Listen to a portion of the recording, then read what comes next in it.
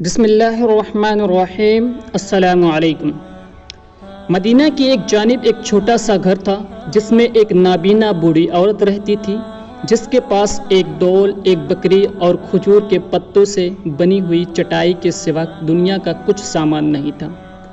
حضرت عمر بن خطاب رضی اللہ عنہ ہر شب اس عورت کی خبر گیری کیا کرتے تھے، اس کے لیے پانی کا انتظام کرتے تھے اور اس کی حالت سنوارتے تھے۔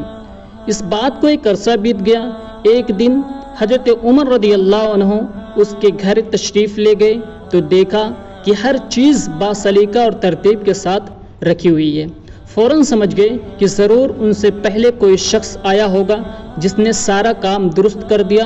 اس کے بعد آپ رضی اللہ عنہ کئی بار آئے اور ہر مرتبہ دیکھتے کوئی شخص ان سے پہلے آ کر گھر کا کام کر جاتا اور گھر کی صفائی وغیرہ کر جاتا۔ ایک دن حضرت عمر رضی اللہ عنہ یہ معلوم کرنے کے لیے کہ آخر کون ان سے پہلے آ کر سارے کام کر جاتا ہے، گھر کے قریب کسی کونے میں چھپ گئے۔ اچانک ایک آدمی کو گھر کے قریب آتے دیکھا۔ اس نے دروازہ کھٹکھٹایا، پھر اندر چلا گیا۔ وہ ابو بکر صدیق رضی اللہ عنہ تھے جو ان دونوں مسلمانوں کے خلیفہ تھے۔ حضرت عمر رضی اللہ عنہ اس پوشیدہ جگہ سے باہر آئے۔ آپ رضی اللہ عنہ کے لیے حقیقت امر واضح ہو گئی۔